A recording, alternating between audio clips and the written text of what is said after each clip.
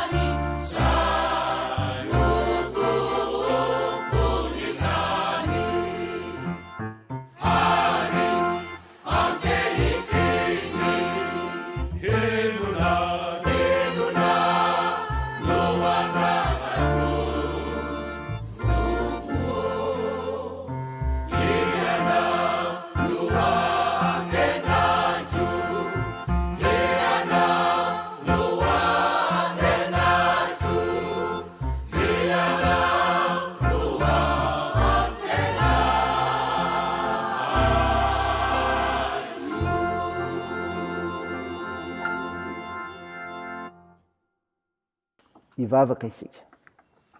Andriamanitra rainay io, Andriamanitra matoky ianao ka manomana anay satria mahisy malaala ny zavatra rehetra. Dera sy mankalaza ary voninahitra ary no masina izay, noho izany falebiazanao tsy takatry ny saina izany. Ary ao anatin'izany koa natsiarovanay tena fa tsy tanteraka. Tompo, masina ianao, koa manatonao mpanetreteny izay, mamindrafo aminay ary mamela ny helikay, no niavitra nentin'i Jesosy Kristy teo amin'ny hazo fijaliana ho anay. Tompo, hamakisian'ny nofinainy izay, dia taria amin'ny fananao masina, mba mantarina ny sitraponao, aizanay miorona amin'ny finoana anao Jesosy Kristy. Eka aizanay mampitombo izany mandrakariva. Aminaran'i Jesosy Kristy mpamonjy anay, nanaovanay izany mivavaka izany. Amen. Ny ofinainao antsika amin'ity nitery havana malala dia hitanao ao Matthieu 1:20, ny 9:20 ka hatramin'ny 2:20. Mivako toy izao aminaran'i Jesosy. Ary niverina maraina akany an-tanàna izy, dia noana, ary nahita hazo aviavy anankiray teo amoron-dalana izy. Dia nankeo aminy, kanjo tsy nahita na inona na inona teo aminy, afa-tsy ravina ihany. Dia hoy izy taminy, aza misy voa avy aminao intsony mandrakizay, dia maina vetivety foana ilay hazo aviavy. Ary nitan'ny mpianatra izany dia gaga izy ka nanao hoe, nanao ahoana reny dia namaina vetivety io aviavy io? Ary Jesosy namalika nanao taminy hoe, lazaiko aminareo marina tokoa, raha manam-pinoana ianareo ka tsy mianahana, dia tsy izao natao tamin'ny aviavy izao ihany no vitanareo.